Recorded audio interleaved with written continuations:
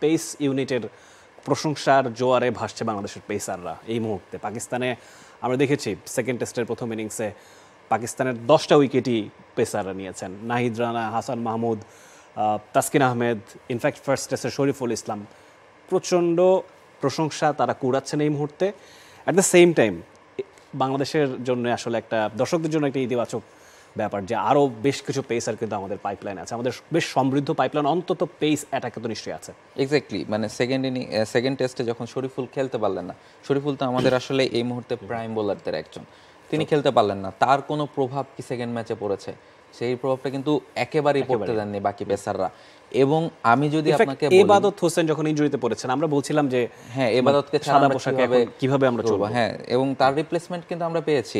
সঠিক প্যাড আর সঠিক তথ্য দিয়ে কেশুর সামলে নিব এক হয়ে মোনালিসা স্যানিটারি ন্যাপকিন। এবং আমি যদি আপনাকে বলি যে এই যে এখন পাকিস্তানের এগেনস্টে যে পেস ইউনিটটা দেখলেন, তাদেরকে যদি কোনো কারণে স্বাভাবিকভাবে এই বছর বাংলাদেশের 14টা টেস্ট ম্যাচ খেলার কথা, স্বাভাবিকভাবে তাদের যদি রেস্ট দিতে হয় বা তাদের কেউ যদি আরও 2-1 যদি ইনজুরিতে পড়েন বা রোটেট করে খেলানোর সিদ্ধান্ত নেয়, আমার মনে হয় না যে বাকি টেস্টগুলোতেও মানে আমাদের কোনো রকম এটা নিয়ে টেনশনের কোনো কারণ আছে।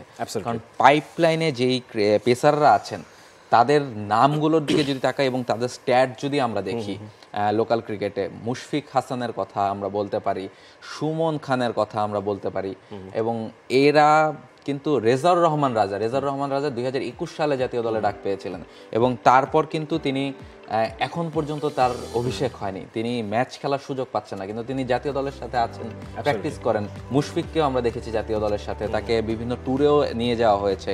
সুমন খানের স্ট্যাট আমরা দেখতে পাচ্ছি, তিনি আমরা যদি দেখি যে তার এনসিএল এর রেকর্ড মানে কতটা দারুণ, কিন্তু তিনি কিন্তু এখনো ন্যাশনাল টিমের রেডারে ঢুকতে পারছেন না। এবং এরপরে যদি আমরা রাজার কথা বলি, রাজার ক্ষেত্রেও সেম, যেটা বলছিলাম যে তিনি ন্যাশনাল টিমে অনেকদিন ধরে আছেন কিন্তু তিনি ম্যাচ খেলার সুযোগ পাচ্ছেন না। এই same goes for Mushfiq Hasan. ফলে এই পেসারদের আসলে আপনি কবে ইউজ করবেন? দেখুন, এই পয়েন্টসটাকে প্রুফ করে যে এই যে মুশফিক হাসানকে আমরা দেখতে পাচ্ছি বিপিএল এ চমৎকার তিনি বোলিং করেছেন।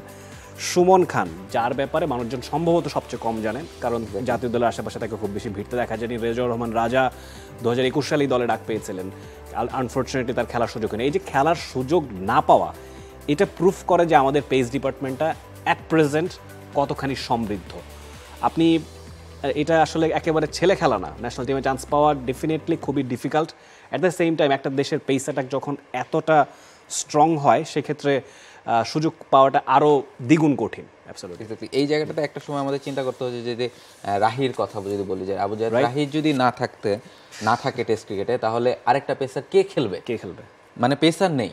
আর এটা খুব হতাশাজনক যে একজন পেসার থাকতো। Abu Jayed Rahi, he was the strike bowler in মানে রেড বল ক্রিকেট বাংলাদেশের জন্য। তার দল ইনক্লুশন হচ্ছে না, তিনি ক্যারিয়ারের একদম পিক ফর্মে থাকা অবস্থায় তাকে দলকে বাদ দেওয়া হয়েছে। আমি জানি না কেন, এখন হয়তো অনেক হয়েছে আসলে, মানে এত পেসার মানে আনলাকি, বাট আসলে এছাড়া উপায়ও ছিল না বোধহয় খুব একটা। For more updates, subscribe to our YouTube channel and click on the bell icon. Follow us on Facebook and Instagram. Download T-Sports app to enjoy exciting games and highlights. Visit tsports.com.